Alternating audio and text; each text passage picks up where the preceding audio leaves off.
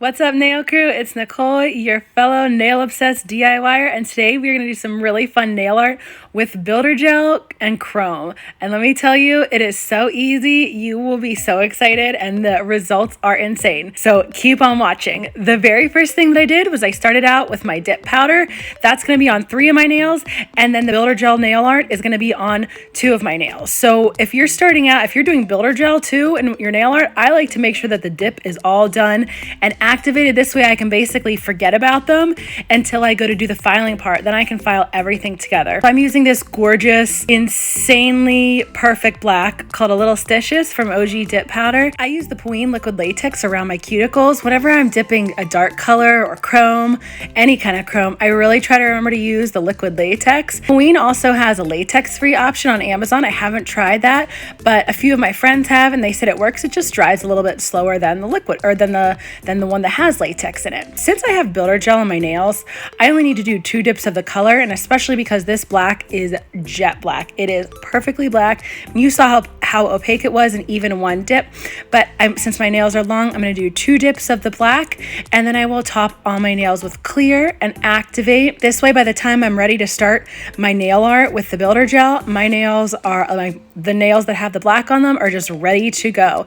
And whenever you're dipping with black, you really want to make sure you do not get any on your cuticles. This will it can get stuck on your cuticles. The one I'm using really doesn't stain, but I like to be careful just in case, since my hands are really dry. Basically every color sticks to my skin since my hands are so dry. Whenever I'm doing a dark color or a light color or really any color, I always top all of my dip powders with a layer of clear. That just helps when you go to buff and shape that your color is locked in there nicely, and especially because you're using such a pigmented color, you don't want to accidentally buff any away if you get too aggressive. I am somebody who tends to be an aggressive buffer and shaper even when I don't need to. Like, you can see how really smooth this is, but I still buff and shape because it's just a habit. I really like to. Then I'm going to activate my nails and let that dry for a couple minutes before I go and I start on my nail art. The nail art supplies you need gel base, gel top, an off-white builder gel, well, like a soft white builder gel,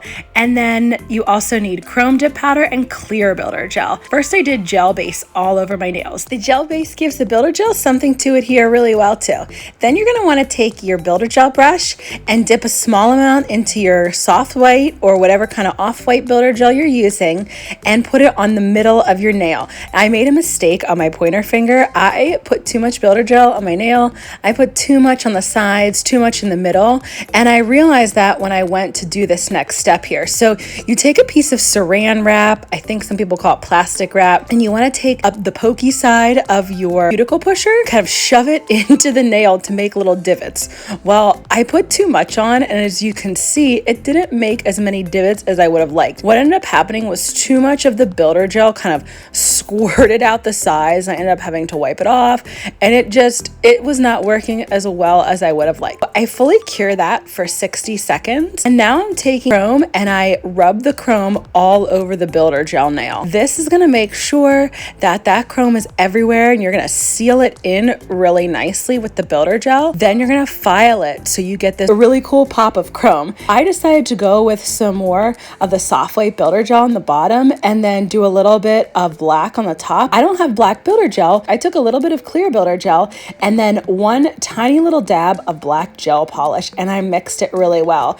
And I normally would mix this on my nail art palette, but it was really sticky and messy because apparently I did not remember to clean it on the last time I used it. So here, I'm sorry I'm out of frame. I was looking way too close at my finger when I was doing this, and you're just kind of blending it together. I did not do a great job of blending it, but I wanted it to be like really abstract and not like super specific as to where everything was. It didn't need to be perfect. I did the middle finger the same way, and I was just much more careful about when I put the builder gel on my nail, put the soft white builder gel on. I made sure that I didn't put so much in the middle part of my nail. I just put a smaller amount on, then pressed down. It didn't squirt out the sides shreds as much as the other one. Then you can just go with a file and like start filing away. This is what this nail art is so easy. You literally just file away until some of the chrome starts peeking out through the builder gel. And then you can wipe everything off with a lint-free wipe or a paper towel and some isopropyl alcohol. When you go to add your gel base and your gel top coat,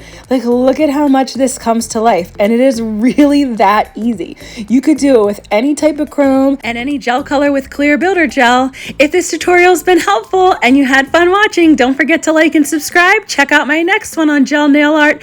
Thanks for joining me today, nail crew.